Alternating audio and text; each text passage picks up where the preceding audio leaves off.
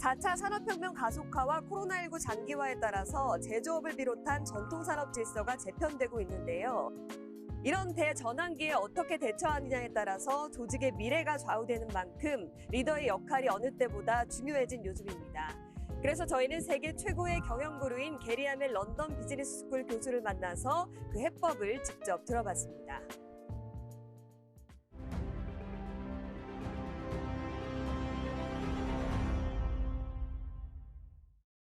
Hello, this is Yuli. Welcome back to Talks with the Global Guru today. This morning in Seoul, we are delighted to have management guru Gary Hamel. He's one of the world's most influential and iconoclastic business thinker, and has been on the faculty of London Business School for more than 30 years. Mr. Hamel, great to see you. Thanks for joining us today. Thank you so much. Nice to talk to you. The global economy is at a turning point due to the U.S. Federal Reserve's austerity policy. In particular, concerns about global stagflation are growing. What are your predictions for the future of the global economy? So I think there are two issues that make me, I have to say, a little bit pessimistic in the short run, although hopefully we'll talk about some potential solutions. So two things that are going on. One is, if you look at over the last decade or more, certainly since the last financial crisis, the level of debt, of government debt, corporate debt, and private debt around the world has been going up and up and up. And that's true in the United States, it's true in Europe, it's true in China, and we are now at unsustainable levels. And so we're going to have to go through a time of deleveraging, of paying down and retiring some of that debt. And that tends to be deflationary, and typically that will lead to a recession. So I don't see any way out of that. You know, if you look at, for example, the US stock market, we measure the stock market by price earnings. What is the ratio between what you pay for a stock and the earnings that it produces? Long term, that ratio is about 15 or 16 to 1. But in recent years, this has been as high as 30 to 1. And there's just no logic for that to exist. So what we've seen around the world is we've seen an asset bubble. We've seen prices go up for everything from property, for assets, for art, for stocks. And that is unsustainable. So that's, I think, you know, that's part of the business cycle. We've been through this before. And so now we're going to have a time of, I think, some recession for sure. We'll see how deep. I think the slightly longer term challenge we face is that across the OECD, across developing economies, we've seen 20 years of declining productivity growth. So productivity is still increasing, output per labor hour is still increasing, but at a decelerating pace. And of course, the only way to raise standards of living long term, the only way to pay for social programs, healthcare, defense, and other things is to have growing productivity. So this is a real problem. Many economists are deeply worried about it. And despite all of the new technologies of robotics and genetics and AI, that productivity number has trended down. So there's a short term, I think, a business cycle that we're just going to have to go through and take our medicine. But there's a longer term problem we have to address, which is how we start to reinvigorate productivity growth across our economies. The global supply chain disruption triggered by coronavirus has only accelerated with the Russian invasion of Ukraine. How should business executives respond in an era where global supply chains are collapsing? I don't think there's any one answer to that. Obviously, in a world where of upheaval, there's a great benefit in terms of being flexible and being able to improvise and move quickly. And you've seen businesses, you know, I think do a pretty good job with that through COVID and now beyond. Having said that, I do think it's going to force a deep reassessment on two fronts. First, I think it's going to force a reassessment on how vulnerable different parts of the economy are to single country suppliers or to highly concentrated supply situation, whether that's grain from the Ukraine, whether that's semiconductors from Taiwan, whether that is rare earth materials from China. You know, we've all been happy to buy wherever we can, wherever products are cheapest, but we often have not been careful to think about the vulnerabilities that builds into the supply chain. So I think what I expect to see is a lot of thought over the next few years and a lot of government policy that is aimed at trying to reduce that dependency on single sources for critical materials. I think if you're a business executive, you also are going to have to think about that trade-off, right? And think about, how do I build resilience? How do I shock-proof my supply chain? And that may mean not always going with the lowest cost supplier. It may mean developing vendors in new parts of the world and helping them get started. But I think it's taught us a very important lesson about how vulnerable some of these supply chains are to external shocks. And we have to now be thinking about, how do we kind of buy insurance from that in the future? And that's going to mean, at both a public policy level and a corporate policy level, thinking more carefully about where we have these dependencies and things that are very, very vulnerable to external shocks. In Korea, working hours are currently limited to 52 hours per week under the Labor Standard Act. Korean companies are demanding that the new government launched on the 10th relax the current 52 hours work week. This new introduction of white-collar exemption is currently under review. Do you think it is sufficient as an alternative? Well, I don't know the specifics of that policy, but what I would say is this. I think as an economy grows and prospers, as Korea's has in an extraordinary way, it is perfectly reasonable for people to say, we want more of our time for ourselves. And I think, an economy that's succeeding simply or mostly because people are working longer hours or harder than their competitors, I don't know that that's a healthy thing or a sustainable thing. It may be something that you can do for a while. And so this takes us back to my conversation about productivity. What we really have to do is not simply have people working longer, but we need a lot more productivity from those people. And what that means practically, and I talk about this in some detail in my latest book, but what it means in our organizations is we have to give people the tools, the time, the incentives for them to innovate at work, at every level and every role. Let me give you a little bit of data. We know around the world that only about 20% of employees are truly engaged in their work. This is from Gallup. And that means those employees may be there for 50 or 60 hours a week. They're there physically or virtually, but they're not coming to work with all of their passion and their initiative and their ingenuity and creativity. They're often just going through the motions. Again, we know this is global data. We know that only 1 in 5 employees believes their ideas matter at work. We know that fewer than 1 in 10 employees have the freedom to experiment at work in their jobs. And so I think the truth is, in many, many organizations, in many countries, we are wasting more human capacity than we are using.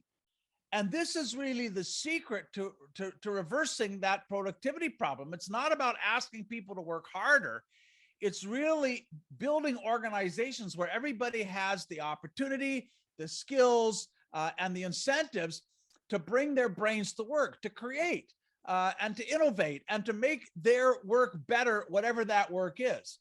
So I think that's going to be the secret to doing that. And for that to happen, those old kind of top-down, bureaucratic, command and control organizations have to disappear, right? The average large organization today around the world has 8 layers in it.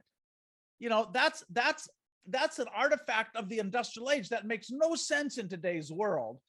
And what that means is, if you have 8 layers and the power kind of trickles down to employees, by the time you get down to the front lines, those people don't have enough freedom to do much of anything except take orders.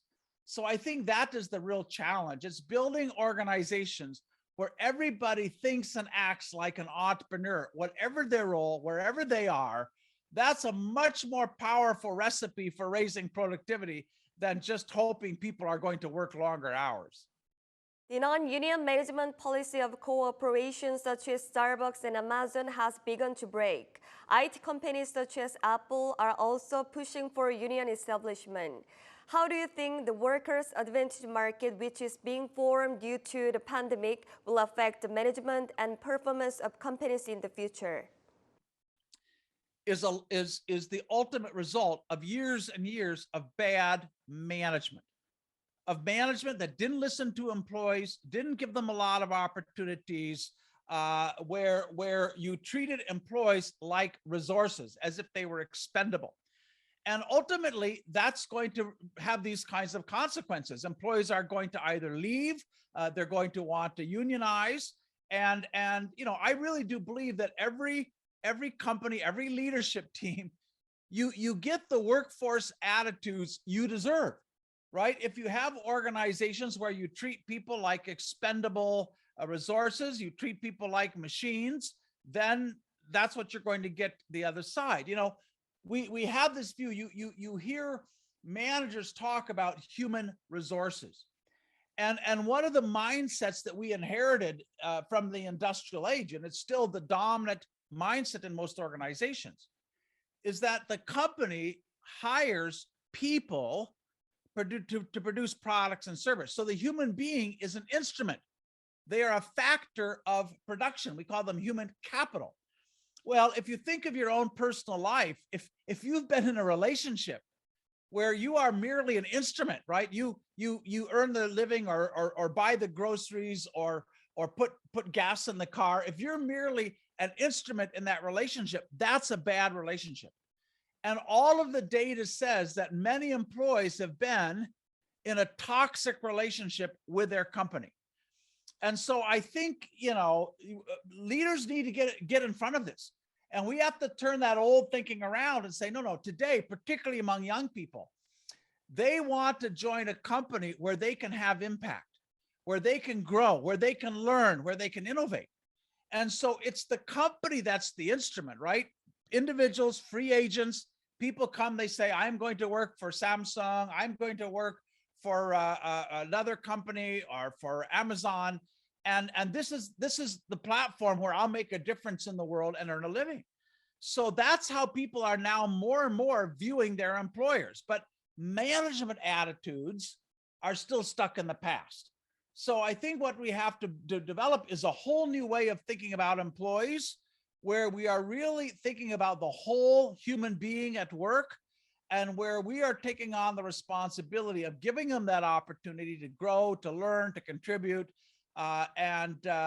There's a long, long ways to go. The data that I shared a moment ago says we have a long, long ways to go in that quest. Now, the good news is there are organizations around the world, Haier in China, the largest appliance maker in the world, Nucor in the United States, the most profitable steel maker in the world.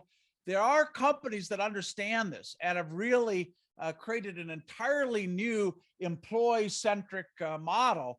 And by the way, those companies all outperform their competitors, every single one. So the benefits are extraordinary when you unleash this human capacity. But if you don't, you're going to have a toxic work environment and employees will unionize or quit. You have consulted KT in the past, but KT's corporate value and market capitalization has not yet recovered to the 10 trillion won it recorded 10 years ago. What is the problem with KT's management?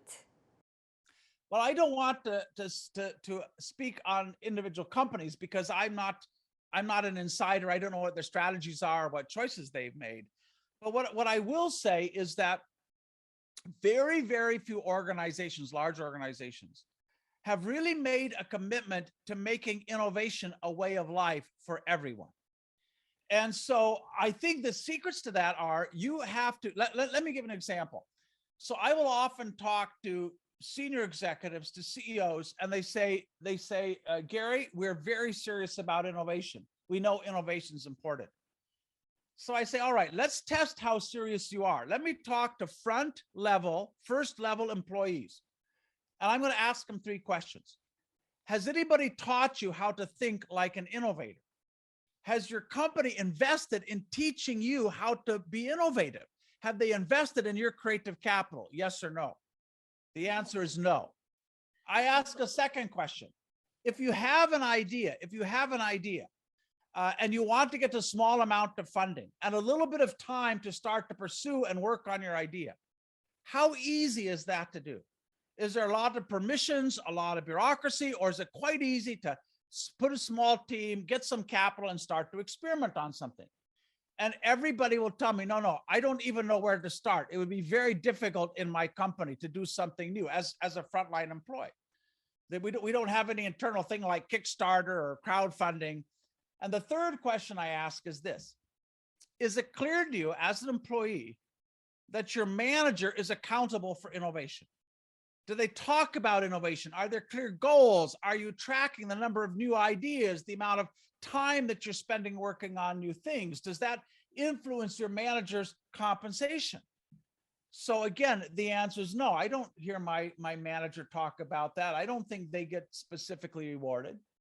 So I have to go back to the CEO and say, you told me you were serious about innovation, but you haven't taught people how to do it. You don't make it easy, and you don't hold leaders accountable. That does not sound very serious to me.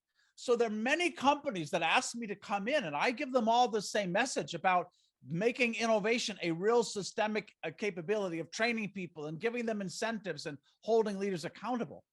But I have to say that maybe only 1 out of 10 or 1 out of 20 of those companies will actually follow through and do this in a very serious way, because it is difficult. And I will say the most difficult thing about building a resilient, entrepreneurial, innovative company is you cannot do it if you still have 8 levels of management. You cannot do it if you still have all the power concentrated at the top. And so building the kind of organizations we need in the 21st century means radically redistributing power and authority. And you might have noticed that people who have authority are often very reluctant to give it up. And that is often the heart, whether it's KT, whether it's any company, they can listen, but I think you get a moment of truth where as a leader, you have to say, am I willing to empower others? Am I willing to let go of my authority? Do I have the perseverance to build this capability in my organization that is harder and more difficult than doing another deal or doing some financial re-engineering or another round of cost cutting? Those things are easy. Building this kind of entrepreneurship at scale, innovation at scale, that's hard, but it's the only thing that will protect a company from the gale force winds of creative destruction today.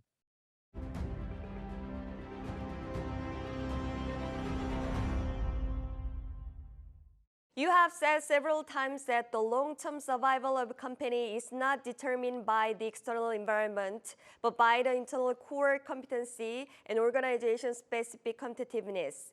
What kind of efforts are needed to strengthen the core competencies of Korean companies accustomed to the culture of bureaucracy? So I think there are kind of two questions buried there together. There's one about core competence and there's one about bureaucracy. So let me take those separately. And by the way, both are very big topics where we could easily spend an hour or more just on that. But let me say, first of all, I do think it's very important for every institution to have a point of view about where are we building world-class capabilities? Where do we want to lead? Not follow, but lead. Because building deep competence can take 3 or 4 or 5 or a decade. Let me give you 2 examples. Over the last 12 years now, Apple has built a world-class capability to design systems on a chip, silicon. This is a very, very hard thing to do, right? Building high performance, low power chips that power laptops and mobile phones and so on is immensely difficult. There's a small number of organizations in the world that can do this. 15 years ago, Apple had almost none of that capability. But what they could see was going forward, if you want to build digital products that have unique advantages, you need to own the designs. You cannot buy a chip for Intel or AMD. You have to own that design. So they committed themselves to building that capacity, and they've just been so persistent and worked so hard, and year after year after year. And today they are global leaders there. Even the CEO of Intel will tell you Apple is now designing the best chips in the world. So I'll give you another example. Look at what Tesla has done. A world leader now in autonomous driving and also in electrical vehicles and battery technology. These are very, very difficult skills to master. You cannot, if you get behind, you may never catch up. And so I think there is a responsibility today for every board, every CEO, every leader. You have to be able to look into the future and make some calls about what capabilities do we need to build today that will allow us to grow and create new products. And you need to start now and be relentless in doing that. And most companies are content to follow. They wait until somebody else has done it. But today, it's very, very hard to catch up. Now, to this question of how do you get rid of bureaucracy, that's quite a complicated question, but let me give you a couple of maybe quick ideas there. One is the place you start is every leader has to ask themselves, when am I behaving as a bureaucrat? Because if you think about it, bureaucracy is kind of a game, right? It's not a computer game, but it's like a game that is played for the prize of positional authority, who gets the promotion, who gets to move up in the organization. And to play that game successfully, and by the way, I've seen this in Korean companies like every other company. They're mostly alike, not different. But to win at the game of bureaucracy, you learn how to do some things. You learn how to manage up and please your boss. Maybe even sometimes you bribe your boss. I've seen that happen. But you learn how to play to their ego and to their prejudices. You learn how to negotiate targets so you can reach them. You learn how to hoard resources and manipulate budgets and so on. Well, none of those behaviors create value. In fact, often they destroy value, but those are, and we know from our research, those are the values and behaviors that get you ahead in most organizations. So the way you start to change this as a leader, I have to make a personal commitment not to do that, right? I will not try to say negative things about a rival for promotion. I will not fight that kind of bureaucratic war. I will not hoard power so I can be seen to be this person who makes the big decisions so I can justify my salary, right?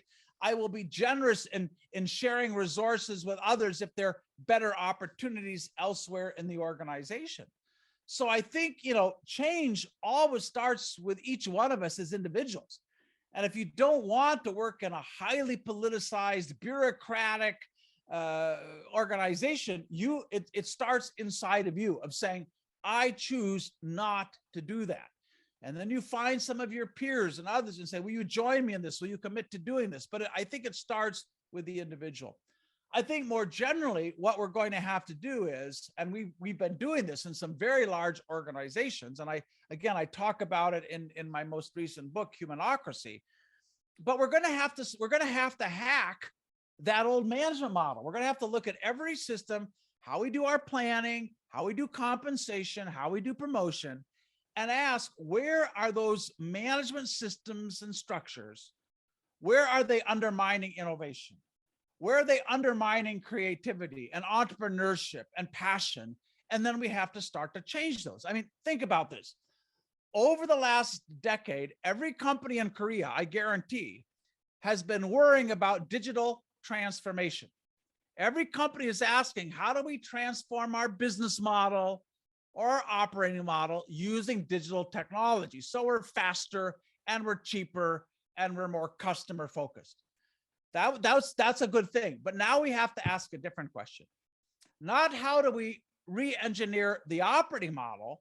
Now we have to ask, how do we re-engineer the organizational model, the leadership model? And not for the sake of efficiency or speed, but for the sake of entrepreneurship and creativity. And that means, again, looking at every system process that we use and how we run our companies and asking all of our employees, how would you change this if we really wanted you to come to work every day being passionate, being entrepreneurial, feeling like this business was yours? And that will require some fairly radical changes. I was, for several years, the chief transformation officer at Haier in China. maybe the most radically managed company in the world now. When the changes they introduced there, we went from 8 layers to 3. We took 12,000 middle managers and those jobs went away. They went to work in small internal entrepreneurial units. We divided these big businesses into small little entrepreneurial teams.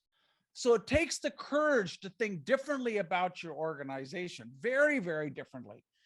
So, today we've gotten familiar or used to seeing radical innovation in business models. If we think about how we move our money around using, digital wallets, if you think of how transportation is changing with EVs, if you think of how media is changing with Netflix and YouTube and so on, we're all used to that.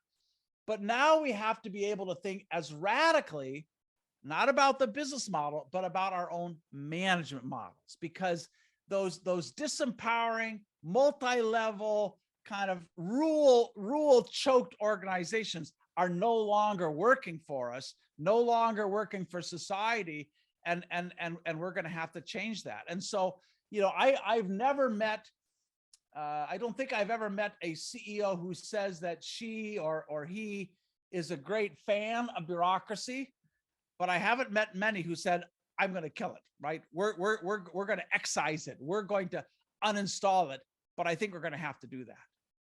Among the CEOs of overseas companies, is there an excellent management case that Korean entrepreneurs can benchmark?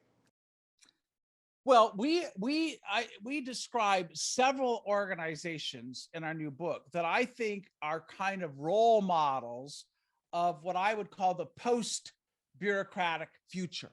And I've mentioned some. I mentioned Hire, Nucor, the steel company. Nucor runs an immensely profitable company with only 100 managers at head office for a more than $20 billion company. There's a Dutch healthcare company, Birdsword, which is the largest provider of home healthcare in the Netherlands, and by far the best and most efficient. They run an organization with 16,000 nurses in it and only 2 managers. Think about that. That's a span of control of 1 manager for 8,000 employees who are all connected together online, who are communicating, sharing, learning from each other. So I think there are many examples out there of companies that have kind of broken the old bureaucratic model and are reaping those benefits. So, please look at the book, look at Humanocracy, look at those examples, dig into them, because I'm not asking leaders to do something that's impossible or hasn't been done before. Back in 1998, which is now almost 25 years ago, I wrote a cover story for a major US business magazine on the internet. It was the first cover story they wrote on the internet. And I talked about companies like Amazon, and I talked about eBay, and I said that the internet was going to be the foundation for a new industrial order. That was 25 years ago. I think that was right. What I'm arguing today is we are at another enormous inflection point in business. But this time, the revolution is not going to be in the business model. It's going to be in our management and organizational model. And again, like there was all those years ago, some companies will be in front, some companies will be behind. I would love to see Korean companies in front of that. I've spent a lot of time in Korea. It's a country that's made enormous accomplishments. I look at what many of your firms are doing, incredibly diligent, incredibly creative. And there's no reason they cannot be at the front of this next revolution as well. But to do that, they're going to have to be really radical in how they think about how their organizations need to evolve. The ESG craze is hitting Korean companies and capital market. Will ESG act as a new variable that changes the management framework, or should we view it as a bubble that will pass?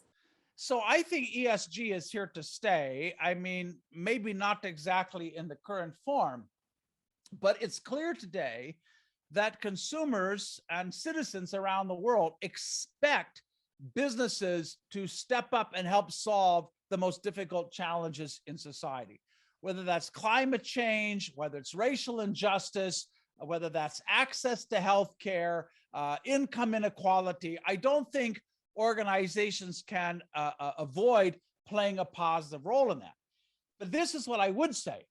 I think most of the efforts so far around equity and inclusion and diversity and even environment are very, very small first steps. They are kind of almost little down payments on what has to be a much more serious effort. Let me give you a bit of data. One research organization recently polled people across more than 20 countries on what they think of capitalism. And more than 56% of people around the world said capitalism now does more harm than good. Now, I don't believe that's true, but I do believe that capitalism has today an enormous kind of brand problem. And you can see that around the world, we're putting more and more limits on corporate freedom and on business freedom. And I can tell you a majority of people around the world today believe that big business and big government and big media work for the few and not the many. There is a crisis of legitimacy in our institutions. And so what we're doing with ESG, I don't think is enough. So when I look at, and I can't speak to every country, but when I look at the large organizations I know, as I said earlier, what I find is that they are not very resilient. They are often not very ethical. Rather than investing in building innovation as a capability and entrepreneurship, what have they been doing instead? They've been buying up their competitors and creating more concentration and more market power. They've been doing financial engineering to make them seem resilient. They've been buying back their own shares to give the illusion that their share price is going up. They've been investing more in political lobbying and trying to influence governments and bureaucrats to kind of protect them and give them favors. That will destroy the reputation of capitalism. It destroys economic resilience. It destroys faith in our institutions. And so I think, leaders are going to have to do much more than have a green, supply chain and make sure they're supporting inclusion. They have to start to ask, how do we help rehabilitate the image of capitalism, right? We cannot rely on market power to raise our prices. We have to rely on innovation. We cannot treat people like commodities. We cannot try to gain undue political influence and seek favors, because that may have a payoff in the short run, but over the long term, it undermines freedom in our economies, and it undermines faith in the political and economic system. And so I think as business leaders, they have to come together and take mutual responsibility here, right? Again, you can wait for this problem to get worse and see your freedoms erode and more regulation, more legislation, or you can step up and say, we have a challenge here that goes beyond ESG to make sure that we are winning and competing on the basis of great products and great innovation, not our political power, not our market power. Tesla is the most loved overseas companies that Korean stock investors love. Tesla stock often fall in accordance with the unpredictable words of Elon Musk. I wonder how you evaluate Musk's CEO. Obviously he's an exceptional individual. I recently read a very interesting book about his personal journey and building Tesla. And clearly, it's somebody of extraordinary passion and focus and a certain kind of ruthlessness, I think, as well. And we're lucky to have people like that, right? We're lucky to have people who challenge the status quo, who want to build new things, and who will take great risks to do it. What's interesting, though, is if you look at what has driven this opportunity for EVs and for autonomous driving, the trends that Tesla has been leveraging, exploiting, these trends are 10 or 20 years old. We've known for a long time that CO2 emissions are going up and is becoming a problem. For years, we've seen the cost of battery power come down. We know that batteries are becoming more efficient. We know that semiconductors, GPUs, they're becoming more and more powerful, what you need for machine learning and autonomous driving. So the question for every other company, and by the way, I know Hyundai is doing some great things with the Ioniq, and they have some very credible products here. But as a whole, the traditional auto industry is not only behind, they're behind, and they're falling even farther behind. The rate at which Tesla is building new EV capacity is faster than anybody else in the world. And so the question is, yes, I'm so glad we have Tesla, but the real question is, how do we build organizations that don't surrender the future, that don't need a crisis to change? Because Tesla by itself cannot re-engineer the whole global auto industry. And so what I see again and again is these newcomers who come in, they're passionate, they change the industry, and it takes years for the existing companies to catch up. So that's an indictment, again, of that old management model. You know, there are not many Elon Musks in the world. There weren't many Steve Jobs in the world. But I do think you can build an organization where everybody has the chance to be an entrepreneur, where you do not have to rely on one single brilliant CEO to kind of push the organization forward, where everybody every day is innovating, has the freedom to do that. So I celebrate people like Elon Musk, but I know that's not enough. I'll give you a piece of data. You know, we particularly journalists and others, we like to talk about these young companies, the so-called unicorns, right? Companies that are worth $1 billion, venture-backed companies. If you take all of the unicorns right now in the United States and you look at their combined value, that is 3% of the value of the 500 largest companies in the United States. If you do this for the unicorns in China, they're worth 7% of the companies on the Shanghai Stock Exchange. If you do it in Europe, all the European unicorns are worth 2% of the the largest 350 companies in Europe. So yes, it's great to have entrepreneurship, but if we're trying to build more resilient economies, that is not enough. Every organization has to become entrepreneurial at its soul. Because so often what you see in a company like Tesla is they will innovate and they will create and they will grow. But they become so reliant on one visionary that the organization really never develops its own capacity to see the future, to invent and reinvent itself. So you kind of, you know, when that founder retires or gets busy or gets bored, the organization starts to go sideways. So I'm so happy we have pioneers like Elon Musk. My dream is that that spirit of entrepreneurship and innovation, that will ultimately burn brightly in every single organization on the planet. Warren Buffett is known for giving points to a CEO's competencies when making investment decisions. In your perspective, which 3 CEOs would you rate the highest? I rate CEOs primarily on the basis of how good they are at building the sort of organization that encourages other people to do great work. And that means not thinking of yourself as a hero, not thinking of yourself as the chief strategist or, you know, a heroic leader, but really asking, how do you build an organization where everybody can succeed? I saw Angela Ahrendts do that when she was leading the retail business at Apple. She was an extraordinary leader who wanted to get the best out of every employee. She worked with me and my colleagues, and we created a platform that allowed 70,000 people to be online and share their ideas and innovate every day. That, to me, is a successful leader.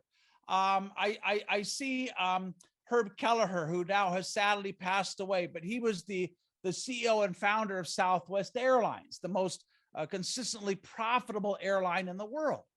And he said, I want to build an organization based on love, where nobody feels their job is less important than someone else's job.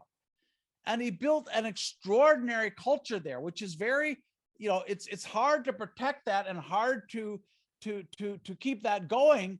But these are the leaders that I respect, is not somebody who has a great vision about a new technology or product, but somebody who can build a culture and a set of values that outlasts them. I would say that's true for Ken Iverson, who was a CEO many years ago at Nucor, who built the extraordinary culture they have there, where at Nucor, they talk about not building steel, but building people. And that's the heart of their competitive advantage. I talked recently to the CEO of Nucor. I said, you must have a fantastic R&D department. He said, yeah, it's 20,000 people. Every employee is part of our R&D department. So I think often we worship CEOs for the wrong things. We worship CEOs for making a big deal or having some big vision. I think we need to worship CEOs who, let me give you an example. One of the most interesting people in the world is Linus Torvalds, who invented Linux, right? Which is the most used software in the world. It's on every Samsung smartphone. It runs the internet. He didn't say, I'm the most brilliant software engineer in the world. What he created was an open innovation platform where thousands of people could come together and use their wisdom to build great software. So the latest release of Linux has more than 15,000 contributors. This is what makes a great leader today. They find the way of bringing together and exciting and using the genius of thousands of people. And that means you have to be a little bit humble. And your role is not to have all the answers. Your role is to build the platform, build the opportunity, the incentives that help other people do extraordinary things. And I have to tell you, there are not very many of those leaders around the world yet. They're still very rare.